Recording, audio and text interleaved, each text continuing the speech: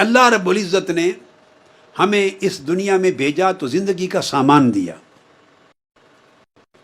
ہمیں نفس دیا، ہمیں قلب دل دیا، ہمیں روح دی، ہمیں عقل دی، سامان دیا جس کے ساتھ ہماری زندگی چلتی۔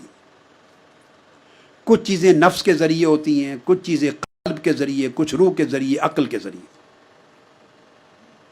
جسم آیا تو جسم تو خاک میں چلا جائے گا، باقی چیزیں اللہ کے ہاں چلی جائیں گی۔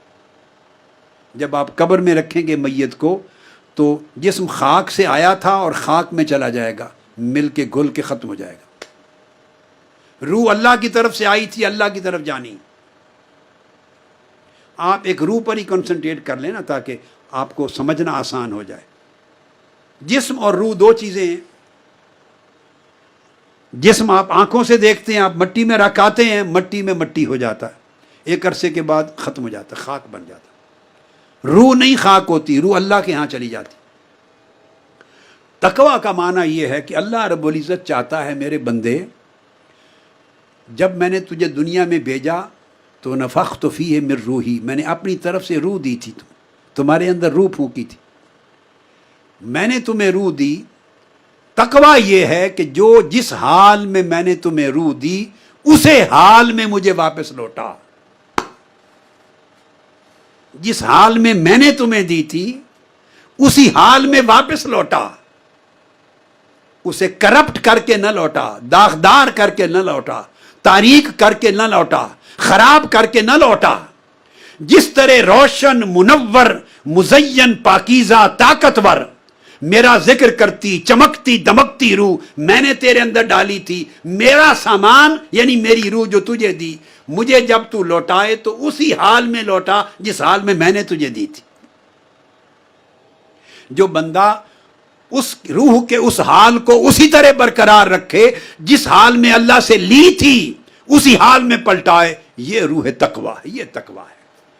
اب اس کی مثال دیتا ہوں۔ آپ ٹیکسی لے آتے ہیں، کار لے آتے ہیں کسی دکان سے کرائے پر، تو جس سے لاتے ہیں قاعدہ کلیہ ہے کہ نہیں کہ اسی حال میں واپس لوٹائیں؟ بولیں۔ حتیٰ کہ اگر اس نے ڈیزل اور پیٹرول ڈالا ہوا تھا ٹینکی میں تو جتنا ڈیزل اور پیٹرول لے کے آئے تھے اور اگر خرچ ہو جائے تو اپنی طرف سے ڈال کے اتنا ڈیزل یا اتنا پیٹرول پورا کر کے کار لوٹاتے ہیں۔ ایسا ہوتا ہے یا نہیں؟ ورنہ مالک کہتا ہے اگر کار کو آپ توڑ دیں، نقصان کر دیں، کہیں ڈینٹ لگا دیں تو آپ کو پے کرنا پڑ جاتا ہے۔ وہ پے کرنے کو عذاب کہتے ہیں، وہ سزا ہے۔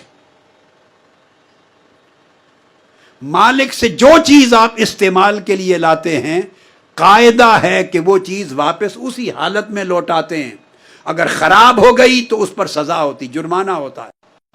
اس طرح بندے، اللہ نے آپ کو عقل دی پاکیزہ جوہر کے طور پر، اور اگر وہ کرپٹ کر دی، آپ نے خواہش کر دی، منفی کر دی، اس کو مکار بنا دیا، عیار بنا دیا، اس کو بے ایمان بنا دیا، کرپٹ کر دیا، اللہ قبول نہیں کرے گا۔ فرمایا میں نے یہ عقل تو نہیں دی تھی، مجھے اس حال میں پاکیزہ عقل لوٹا، جس حال میں پاکیزہ روح دی تھی اسی حال میں لوٹا، جس حال میں نفس دیا تھا اسی حال میں لوٹا، جیسا دل دیا تھا اسی طرح روشن دل واپس لوٹا۔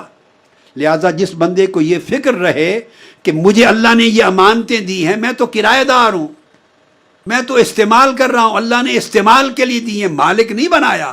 اگر ہم مالک ہوتے تو جیسے چاہتے مس یوز کرتے، کوئی پوچھنے والا نہیں تھا، مگر ہم تو کسی شے کے مالک ہی نہیں ہیں۔ ہمیں تو امانت دی ہے استعمال کرنے کے لیے، مالک تو مولا ہے، جس نے دیا اسی کو جانا۔ یہ معنی ہے اس جملہ قرآنی کا انا للہ و انا الیہ راجعون، اس کا یہ معنی ہے۔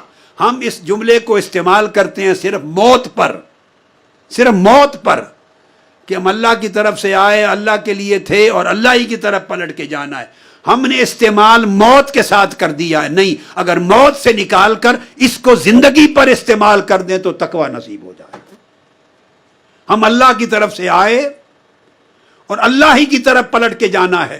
چونکہ اللہ کی طرف پلٹ کے جانا ہے تو ہر چیز کو اللہ دیکھے گا، اے بندے میں نے آنکھیں تمہیں دی تھی، آنکھیں کیسے استعمال کی، کان کیسے استعمال کیے، دل کو کیسے رکھا، نفس کو کیسے رکھا، عقل کو کیسے رکھا، ظاہر و باطن کو کیسے رکھا۔ مالک کو ہر چیز جانی ہے، لہٰذا اس دنیا میں استعمال کرتے ہوئے ہر چیز کا خیال رکھیں کہ اللہ کی ملکیت ہے، اس کو بگڑنے نہ دیں، نہ ظاہر کو نہ باطن کو۔ اگر یہ اس حال پہ برقرار رکھنے کی فکر آ جائے تو اس کو تقویٰ کہتے ہیں۔